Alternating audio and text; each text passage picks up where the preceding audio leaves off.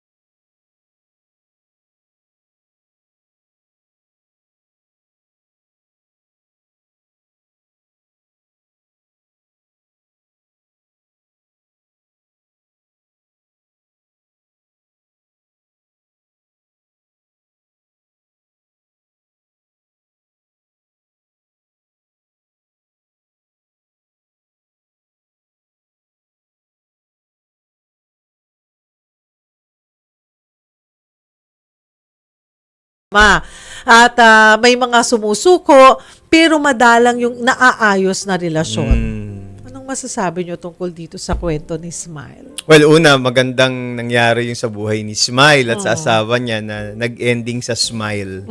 Yung kanilang yes. tragic na experience. Opo. Pero I think ang paalala sa atin dito na kailangan nating maproseso ng ayos ito, kailangan magkaroon ng tamang pag-uusap yung mag-asawa. I think maraming nag-e-ending sa hiwalayan na lamang kasi unang-una hindi nila naintindihan yung yung root cause din ng pagtatalo nila o yung pag-aaway nila.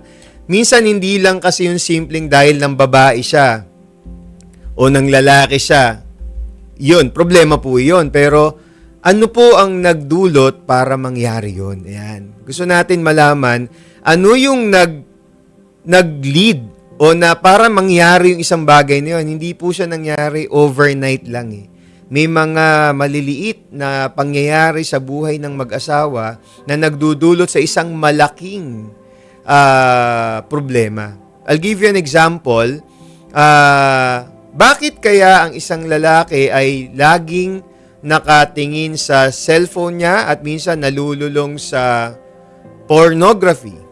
Yan, pwedeng ganyan, no? May mga nalululong sa online gambling. May nalululong sa iba't ibang bisyo. Bakit kaya nangyayari yon? Pwede rin nating tanungin ng ating sarili, ano ba yung nagiging parte naman ng babae sa buhay ng lalaki? Again, hindi ko sinasabi na kasalanan ng babae kaya ginawa ng babae yun, kaya ginawa ng asawang lalaki. Hindi po yun ang point. Ang point po is that sa Biblia po, ang sabi po, ang babae is the suitable helpmate. Sa salitang, sa original na context po nun, siya po ay katuwang ng lalaki. Para kayong dalawang lalaban o sasabak sa isang matinding laban sa buhay, kailangan lagi kayong magkasama. Sa Genesis po, ang description, you are now united as one flesh.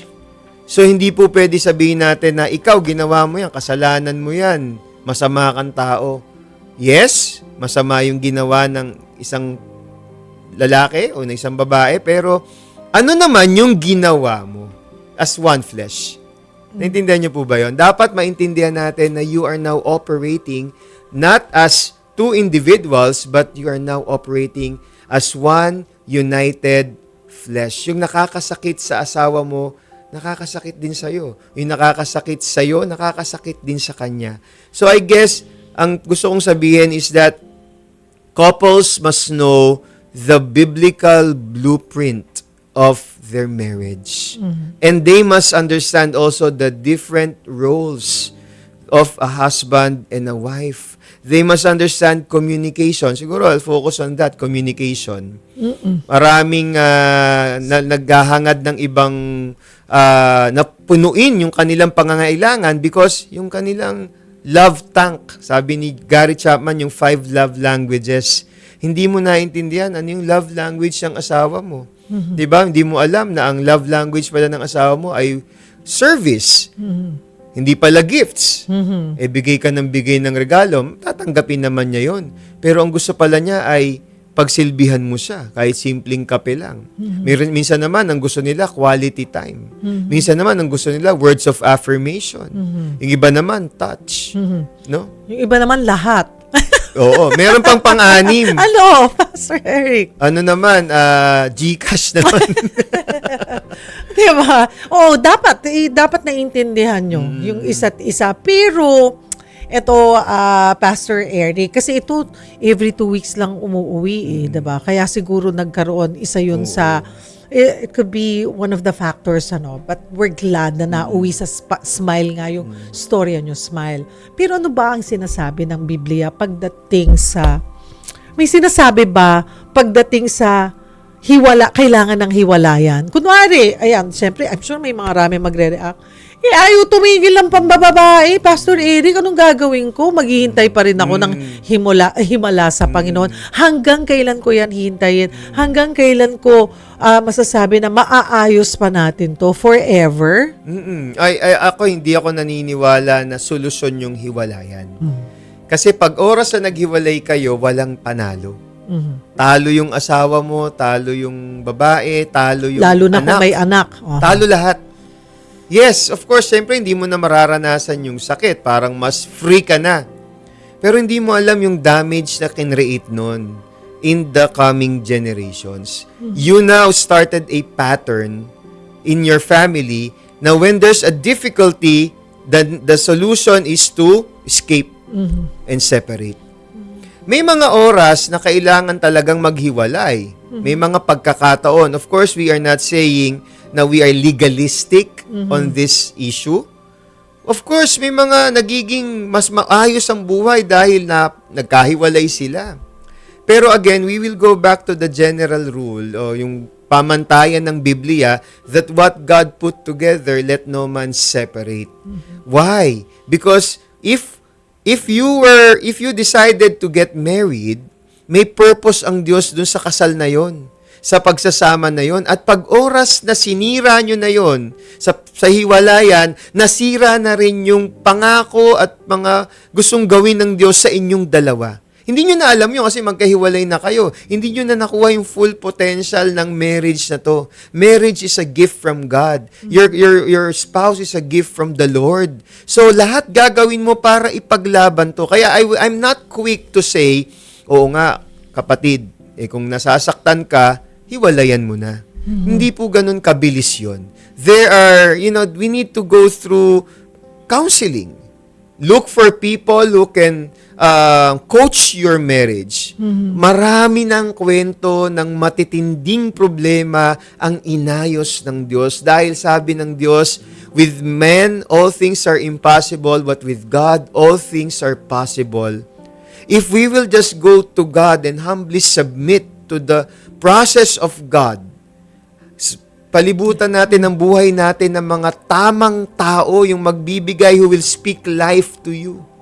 Find a community who will journey with you.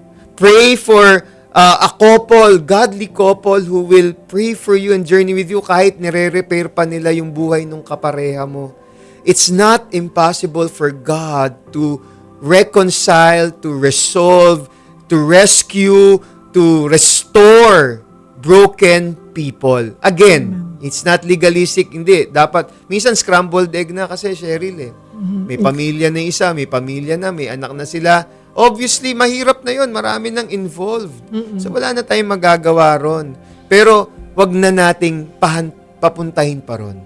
Meron tayong magagawa.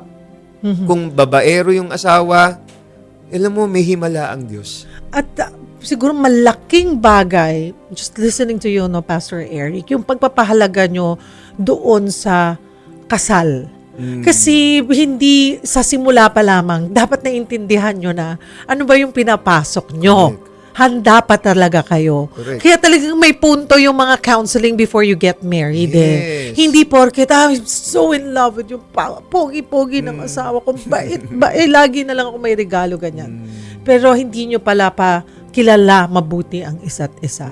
Yung kung gaano kayo kahanda. Kasi kung naiintindihan nyo yung kahalagahan at ano ang sinabi ng Panginoon sa kasal, wala talagang maghihiwalay. Ang paghahanda, Cheryl, na effective sa mga dalaga pat Ayan, binata. oo. Kasi yung mga may asawang may problema na, ito yung pinag-uusapan natin, may problema na nga. Ngayon sa mga binata at dalaga pa. Yes. Alam nyo, ang magsasatisfy sa inyo ay hindi yung mapapangasawa ninyo. Kaya sa pagpasok nyo sa isang kasal, hindi ka nagpapakasal kasi gusto mo nang makumpleto, gusto mo nang mabuo. Hindi. Gusto mo na mag-share. You are 100% complete, satisfied with the love that comes from God. Everything else is a bonus. Jesus, if you have Jesus, you have everything. So I can say, my wife is a gift from God. She's a bonus. Our children are gifts from the Lord. They are bonuses from God. Everything that I have in my life is a bonus. What completes me is my relationship with Jesus Christ. Siya lang po ang tanging makapagpapasaya sa'yo. Siya lang po ang nagsabing, I will never leave you, I will never forsake you. Siya lang ang nagsabi na, I will love you with an everlasting love. Siya lang po ang nagsabi na, we can be together with Him in eternity. Everything on earth is temporary. Now, to the singles, yan po ang prayer nyo. Dapat kumpleto ka kay God. Kasi ang marriage is an act that you will now sacrifice a lot of things. Kaya kung kulang ka at gusto mong punuin ka ng mapapangasawa mo, I'm sorry to say, hindi you siya will be pupuno. disappointed. Hindi siya ang pupuno. Oo. Ayan, di ba mga kapatid? So, smile. Alam mo, ang daming... sana nakinig tayo mabuti lahat kay Pastor Eric, lalo na yung mga hindi namin sinasabi, teka, itutuloy ko ba tong kasal ko dito sa taong to? Magpakasal pa rin Oo, kayo. pero maghanda kayo, intindihin nyo kung ano yung pinapasok nyo together. Kaya totoo yung sinabi na hindi yan parang kanin na mainit na pag napasok ka, iluluwa mo. Naku. Ay, wala nang balik. Hindi, kahit mainit yan, kailangan mong kainin. Yung ganun ang marriage. And sabi ni Pastor Eric ay merong gagawin ng Panginoon para manatili Don't give up. kayo. Don't Oo. give up, mga kapatid. To be together. Kaya kailangan pareho kayo in the first place bago kayo magpakasal. Yung spiritual dapat At least you're on the same page. Or pareho kayong may pananampalataya kasi mahirap yung iisa lang. Siguro mahalaga din sa magtatrabaho doon. mahalaga yung role ng bawat isa, pero ayoko namang kampihan yung mga babae, pero it's really on the men. Oo, talaga. Kaya kayong mga babae, siguraduhin nyo yung mapapangasawa ninyo is someone who is really sold out. Correct. Submitted din siya kay God. Oo. Kasi pag hindi po ganun yung mapapangasawa nyo lalaki, passive siya or whatever, it can work. But again, the leadership was given to the man. Sabi nga ni John Maxwell, di ba, everything rises and falls on leadership. And the spiritual leadership was given to the man. Kaya, pansinin mo, yung mga sumusulat, yung mga babae, Oo. karamihan. Oo, totoo po. Di ba? Parang, oo nga, mga kalalakihan, nasa ng sulat nyo? Ha? Hinihintay ko yan. Hihintayin ko yan. Bukod sa hindi naman kami talaga pala sumbong at pala salita, Oo. pero yung babae yung talagang maraming problema sa asawa nilang lalaki. Pero yun nga, sabi mo, yung language of love, baka rin kasi, iba rin yung ine-expect natin. Kaya Hindi dapat natin i-master mo naiintindihan. yung asawa mo din eh. Alamin mo, yung asawa ko, mamaster gifts. ko to. Gifts and service. Oo. O yun. So, hindi siya words. Oo. Kahit na gumawa ko ng tula para sa iyo araw-araw, Parang pag binasa mo, okay. hindi thank siya, you. hindi, may appreciate niya naman, Oh, pero hindi yung ganun. hindi napupuno yung kanyang love tank. Kasi ang love tank niya, Iba. regalo, Oo. oras na makasama ko siya, yun, talagang ramdam na ramdam niya. Yung simple lang bang pagbuksan mo ng pinto, naku, kinikilig ang asawa ko. Pag pinagbuksan ko ng pinto yan, tapos hawakan ko yung ulo, baka mauntog. Minsan, hindi ko na, madalas hindi ko nagagawa yun. Kaya parang, Oo. wala, kulang ang point nasa mo ngayon. na, nung nanliligaw ka, Oo, ganyan ka, oo. ngayon asawa mo na. Oo nga. Ipagbibit-bitin mo ng ganyan. Minsan, hindi na rin ako sweet sa pagbubuhat ng bag. Oh. So, paano ang ginagawa niya rin? Well, I-remind ka niya.